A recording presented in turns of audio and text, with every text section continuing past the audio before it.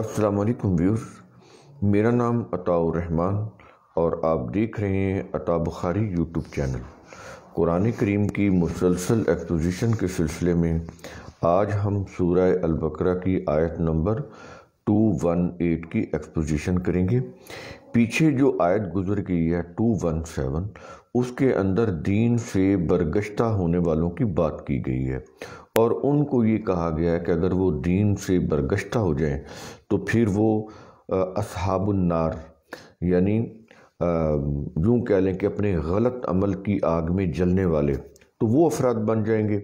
और फिर कुरान करीम ने वहाँ पर ये भी क्लियर कर दिया कि हुम फीहा खालिदून, अगर उन्होंने अपनी ज़िंदगी में वो जो वक्फ़ा या मोहलत है उसका फ़ायदा ना उठाया और अपने आप को सही ना किया और अपने गलत अमल जो हैं उनसे अपने अच्छे अमल का वज़न ज़्यादा ना किया तो वो फिर हुम फिया खालिदून, तो वो फिर उस आग में हमेशा हमेशा के लिए रहेंगे।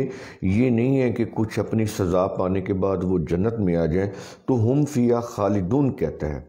तो यहाँ से उस वीडियो में हमने ये बात क्लियर कर दी थी कि ये जो अकीदा है सज़ा पाने के बाद जहन्नम से निकल कर जन्नत में आने का, तो कुरान करीम की रूह से ये बिल्कुल सही नहीं है। ये ज्यूज़ के अकायद हैं, वहाँ से ये फिर हमारे ये जो मुरवजा इस्लाम है उसके अंदर दाखिल हुए। कुरान करीम इसकी नफ़ी करता है। अब हम अगली आयत के ऊपर आ जाते हैं 218 के ऊपर। उसमें कहा जा रहा है किन से खिताब है, जो लोग ईमान लाते हैं उनसे ये कहा जा रहा है कि इन्नल्लज़ीना आमनू, बिलाशुबा जो लोग ईमान लाए, वल्लज़ीना हाजरू। अब यहाँ पर कुरान करीम ये बात कर रहा है कि ईमान लाना कोई आसान काम नहीं है। इसके अंदर वो कहता है कि दो किस्म के मसाइब या मुश्किलात जो हैं वो पेश आ सकते हैं कि जो लोग ईमान लाते हैं उन्हें हिजरत भी करनी पड़ जा सकती है। उन्हें ये है लफ्ज़ हाजरू और अगला लफ्ज़ है वजाहदू और उनको जिहाद भी करना पड़ेगा। तो दो चीज़ जिन लोगों ने वो जो लोग ईमान लेकर आए और जिन्होंने हिजरत की और जिहाद किया, ये तो उन लोगों की बात होगी जिनको कुरान करीम मुखातब कर रहा था उस दौर में जब ये नज़ूल हुआ इस कुरान का। तो वो जो कुरान के अव्वलीन मुखातब थे वो नबी करीम सल्लल्लाहु अलैहि वसल्लम के सहाबा थे। तो एक तो चीज़ उनकी यहाँ पर वो बयान कर रहा है। अब ये चीज़ उनकी बयान क्यों की जा रही है कि उनके फ़ज़ाइल बयान करने के लिए बयान नहीं की जा रही। एक्चुअली ये टीचिंग है कुरान की। वो ये बता रहा है कि जब भी तुम दीन का निज़ाम कायम करने लगोगे तो तुम्हें मुश्किलात पेश आएंगी, हिजरत भी करनी पड़ सकती है और मुसलसल जिद्दोजहद वो तो ज़रूरी है। तो ये दोनों चीज़ें करनी पड़ेंगी। पहले वो हिजरत की बात कर रहा है कि हिजरत हुई और उसके बाद वो कह रहा है जाहदू कि उन्होंने जद्दोजहद की। यहाँ पर फिर हम बात क्लियर कर दें, पीछे जैसा कि आपने देखा जिहाद की बात हुई, फिर किताल की अलहदा से बात हुई और उसके ऊपर हमने ये वाज़े किया कि कुरान करीम जिहाद को यानी जद्दोजहद को यानी स्ट्रगल को अलहदा बयान करता है। इसके अंदर किताल नहीं होता, इसके अंदर स्ट्रगल होती है। स्ट्रगल के अंदर कोई लड़ाई नहीं होती। तो लड़ाई किस में होती है? किताल के अंदर होती है। तो किताल को कुरान करीम ने अलहदा बयान किया है। 216 नंबर की आयत हम सूरह अल बकरा की इसके ऊपर कर चुके हैं, कुतिबा अलैकुमुल किताल, और वहाँ पर वाज़े कर चुके हैं कि किताल बिल्कुल एक अलहदा चीज़ है। वो उस वक्त होता है जब दुश्मन की मुसल्ला कुव्वतें जारहियत का इर्तकाब करके उनके ऊपर चढ़ आती हैं, हमलावर हो जाती हैं। तो उस सूरत में ये जो कुतिबा अलैकुमुल किताल की आयत है कि फिर किताल जो है वो लाजमी हो जाता है अपने दिफा में, ये नहीं कि एग्रेशन के तौर पर। तो ये चीज़ वहाँ पर हमने क्लियर कर दी थी। तो यहाँ पर फिर वो कुरान करीम जिहाद की बात कर रहा है, तो यहाँ पर किताल की बात नहीं कर रहा। वो कहता है कि स्ट्रगल करना पड़ेगी। ये स्ट्रगल की बात पीछे भी हमने वाज़े की, क्यों? इसलिए कि जो दीन के जो ज़ाब्ते हैं वो सिर्फ कुरान के अंदर है, एब्सोल्यूट कुरान के अंदर है। वो जो ज़ाब्ते हैं वो तमाम इंसानियत की फलाह के लिए हैं। अब माशरे में क्या होता है, जो सियासी ग्रोह होते हैं, जो मजहबी ग्रोह होते हैं, उन्होंने क्या किया होता है, दौलत और इक़्तिदार ये हासिल किया होता है। بائی ہوک اور کروک، جائز ناجائز ذرائع سے۔ تو انہوں نے معاشرے کے اندر بڑی قوت اور بڑا اقتدار اور بڑا دولت اور سرمایہ اکٹھا کیا ہوتا ہے۔ اس بنیاد کے اوپر پھر وہ شہرت بھی حاصل کر لیتے ہیں، مقبولیت بھی حاصل کر لیتے ہیں، حکومت میں بھی ان کا اثر رسوخ ہوتا ہے، پبلک کے اندر بھی ان کا اثر رسوخ ہو جاتا ہے۔ تو یہ لوگ اپنے گروہی مفاد کے لیے کام کر رہے ہوتے ہیں۔ یہ بات ہم نے کلیئر کی تھی وہاں پر، یہ دوبارہ رپیٹ یہاں پہ کر رہے ہیں تاکہ بات واضح ہو جائے۔ وہ جو ان کے گروہی مفاد ہوتے ہیں، جب وہ ان کے اوپر کسی بھی طرح سے آنچ آتی ہے، ضرب پڑتی ہے، ظاہر ہے جب دین کی اسٹیبلشمنٹ کریں گے جس کے قوانین قرآن کے اندر ہیں، تو ان کے پھر جو گروہی مفاد ہیں ان کے اوپر ایک کاری ضرب لگتی ہے، تو ان کو نقصان ہوتا ہے انفرادی جو ان کے مفاد ہوتے ہیں۔ جب اس کے اوپر زد پڑتی ہے تو وہ پھر دین کی جو اسٹیبلش کرنے کی جو تحریک ہوتی ہے وہ اس کے خلاف کھڑے ہو جاتے ہیں۔ وہ پھر ہر اس شخص کے خلاف ہوتے ہیں جو قرآن کے اصولوں کو نافذ کرنے کی بات کرے۔ کوئی بھی جماعت جو ایبسولوٹ قرآن کی بات کرے گی یا اس کی امپلیمنٹیشن کی بات کرے گی، تو یہ جو گروہی مفادات ہوتے ہیں ان گروہوں کے، وہ سیاسی ہوں یا وہ مذہبی ہوں، میں دونوں کی بات کر رہا ہوں، تو ان کے چونکہ زد پڑتی ہے، اس لیے وہ پھر قرآن کے یہ جو نظام ہے، ایبسولوٹ قرآن کی روح سے جو حکومت ہے جس میں تمام انسانیت کی فلاح ہوتی ہے، کسی ایک خاص گروہ یا گروپ کی نہیں، تو وہ پھر اس کے خلاف کھڑے ہو جاتے ہیں۔ وہ پھر قرآن کے نظام کو قائم کرنے کی راستے میں سب سے بڑی رکاوٹ بن جاتے ہیں، خواہ وہ مسلمان بھی کہلاتے ہوں، کیونکہ ان کا کوئی فرقہ ہوتا ہے۔ وہ ایکچولی مسلم تو ویسے کہلاتے ہیں، ایسے یوں کہہ لیں فارمیلٹی کے لیے، ایکچولی وہ اپنے اپنے فرقوں کے اوپر ہوتے ہیں، اپنے اپنے مسالک کے اوپر ہوتے ہیں۔ تو اپنے مسالک کو قائم رکھنے کے لیے اس کو مضبوطی سے اس کے اوپر ڈٹے رہنے کے لیے وہ دین کے نظام کو قائم نہیں ہونے دیتے، اس لیے کہ ان کے جو مسالک یا ان کے جو فرقے ہوتے ہیں وہ ان کی قوت کا یا ان کے مفاد کا بہت بڑا ذریعہ ہوتے ہیں، اور وہ اپنے مفاد کو کھونا نہیں چاہتے، اس لیے وہ پھر رکاوٹ بنتے ہیں کہ کوئی ایسا قانون نافذ نہ ہو جائے جس سے ان کے انفرادی یا گروہی مفاد کو نقصان پہنچے۔ اس لیے وہ پھر دین کا جو نظام ہے، جو انسانیت ساز ہے، جو فلاح کا نظام ہے، وہ پھر اس کو قائم نہیں ہونے دیتے۔ تو وہ بھلے کوئی بھی سیاسی فرقہ ہو یا مذہبی فرقہ ہو، ہم قرآن کریم دونوں کو ہی لیتا ہے۔ تو اس لیے وہ یہ کہہ رہا ہے کہ والذین ہاجروا وجاہدوا، تو اس میں پھر کیا ہو گیا کہ اس کے اندر ہجرت بھی، مائگریشن بھی کرنی پڑ جا سکتی ہے، اور اس کے اندر پھر جو سٹرگل ہے وہ تو پھر ہوگی، وہ تو آخر وقت تک ہوتی رہے گی، دین کا نظام قائم ہونے کے بعد بھی ہوتی رہے گی، کیونکہ جب یہ قائم ہو جائے گا تو پھر اس کو سسٹین بھی رکھنا ہے، برقرار بھی رکھنا ہے، تو اس وقت تو پھر جتنی بھی قوتیں ہوں گی وہ تو جتھا بنا کے سامنے آئیں گی، تو اس وقت بھی سٹرگل جاری رہے گی۔ تو اس لیے قرآن کریم یہاں پر دو چیزوں کی بات کر رہا ہے کہ دین کی اقامت کے لیے مائگریشن بھی کرنی پڑ سکتی ہے، اور دین کی اسٹیبلشمنٹ کے لیے وہ جو جہاد ہے، جس کو مذہبی جہاد، وہ ذہن سے نکال دیں، اسٹرگل یعنی کوشش، ایفرٹس وہ بھی کرنی پڑے گی۔ اور کس راستے میں کرنی پڑے گی؟ فی سبیل اللہ۔ یہ پھر ہم اگین اینڈ اگین واضح کرتے ہیں، فی سبیل اللہ کا معنی کیا ہوتا ہے؟ اللہ کے راستے میں۔ اب اللہ کا راستہ تو ہمیں کوئی نظر نہیں آتا، کہاں پر کوئی شہرا جاتی ہوئی، تو یہ کیا چیز ہے اللہ کا راستہ؟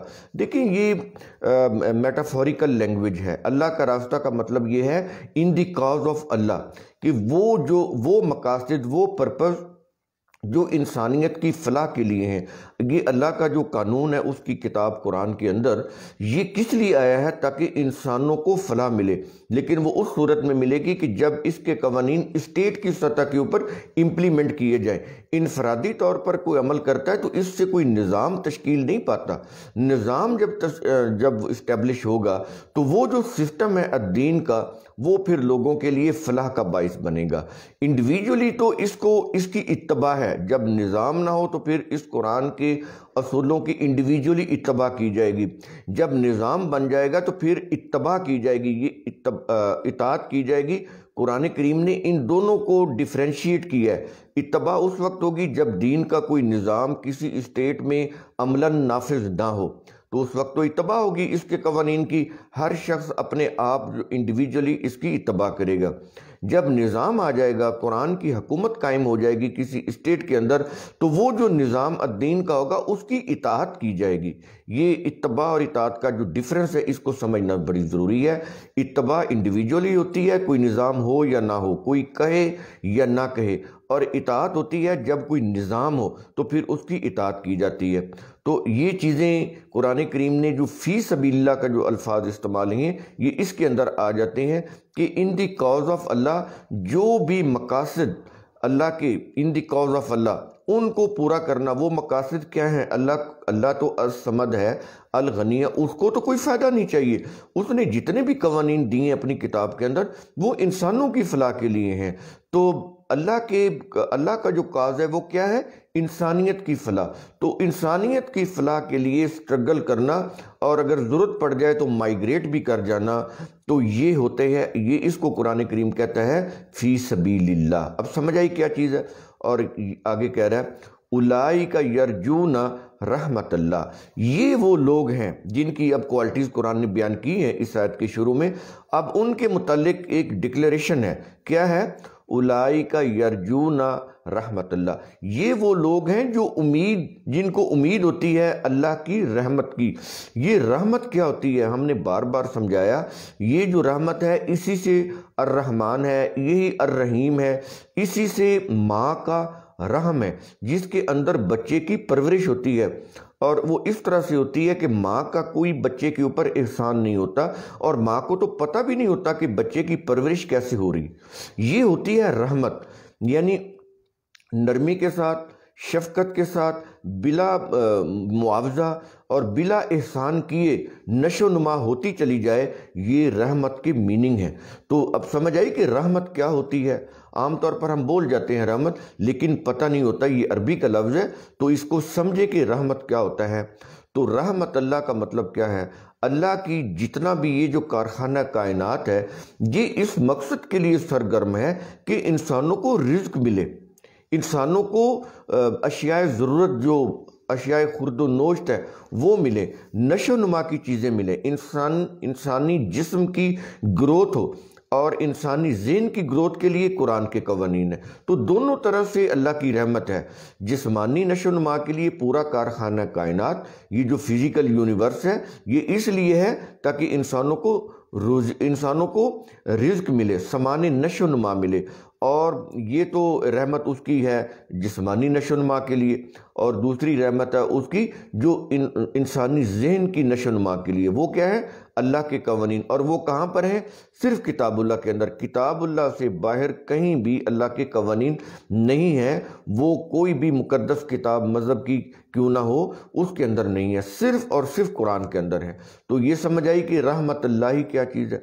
اور آگے کہتا ہے کہ واللہ غفور الرحیم۔ اب بات پھر وہی چیز آ گئی کہ جو بھی انسان ایمان لائیں گے اور دین کی اسٹیبلشمنٹ کے لیے مائیگریشن بھی کریں گے، اسٹرگل بھی کریں گے، اور اس کا مقصد کیا ہوگا؟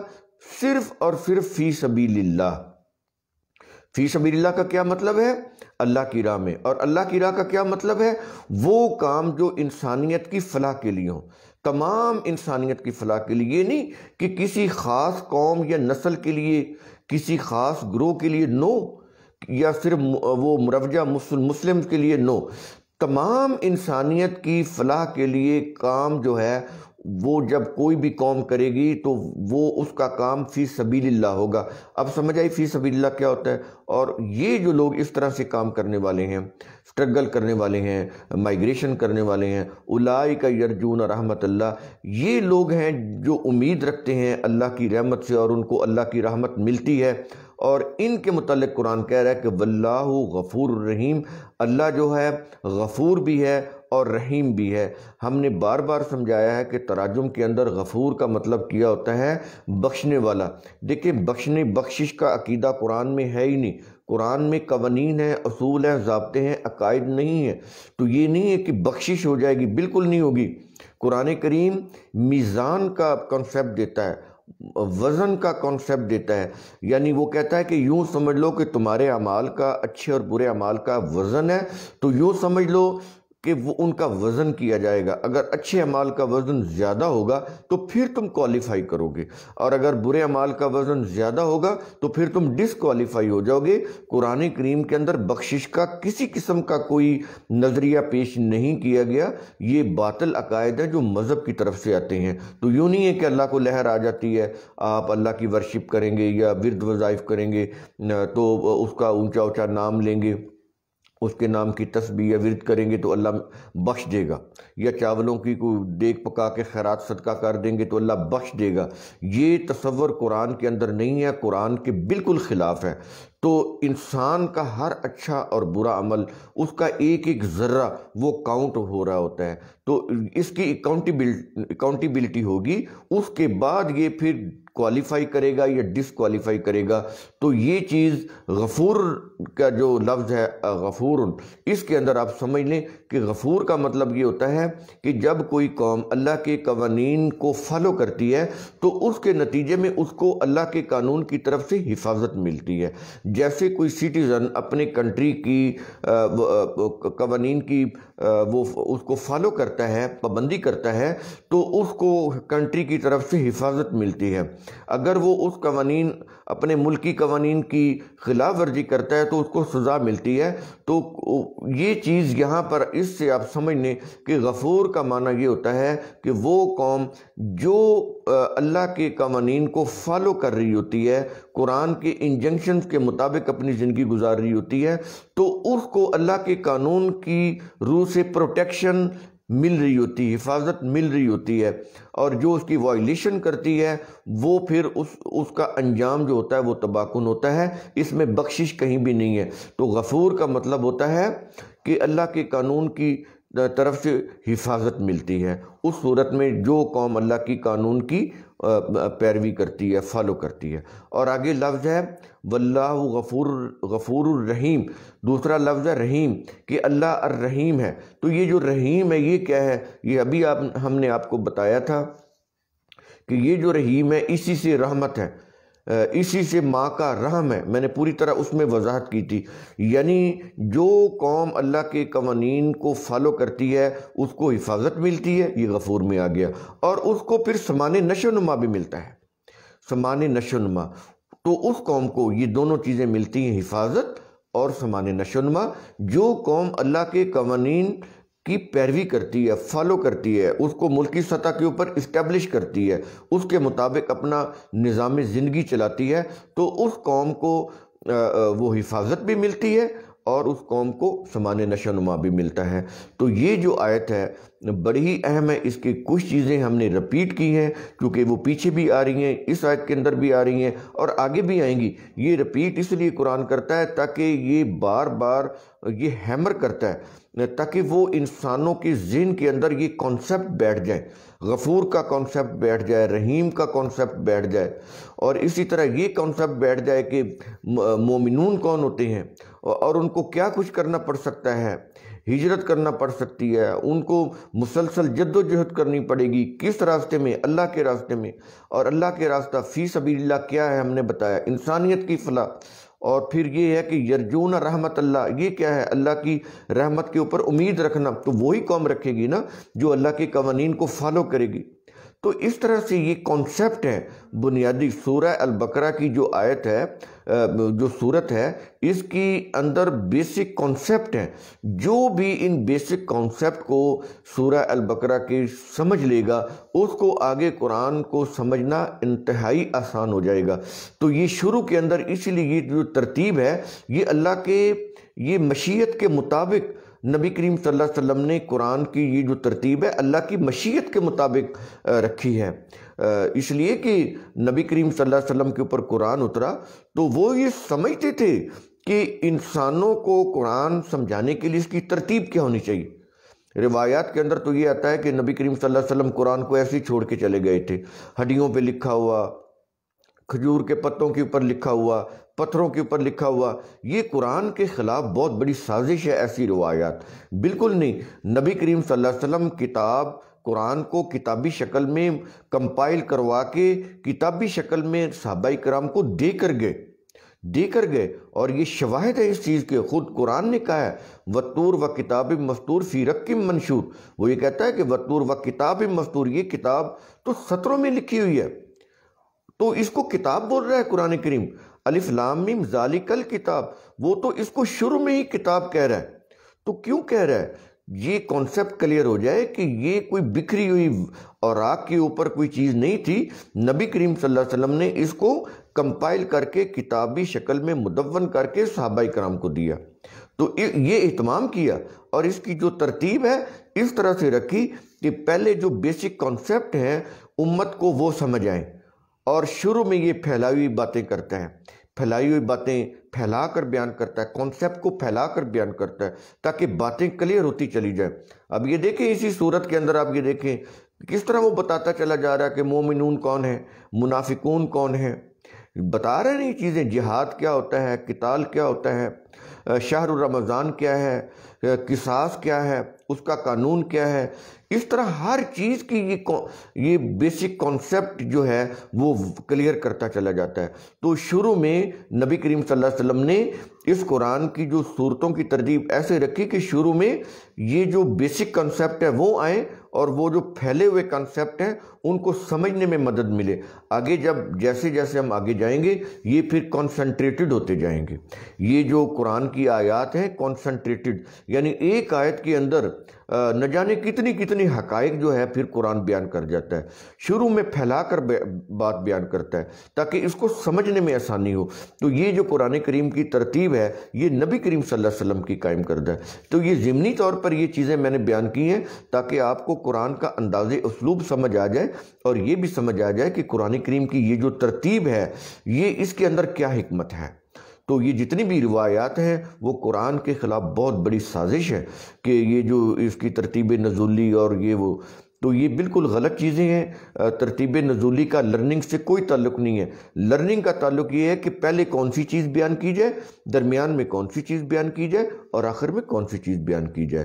تو امید ہے قرآن کریم کا اصول ثم تتفکروا، اس کی روح سے آپ خود بھی غور و فکر کریں گے، تدبر کریں گے، اس سے آپ کو حقائق کو سمجھنے میں مدد ملے گی۔ شکریہ۔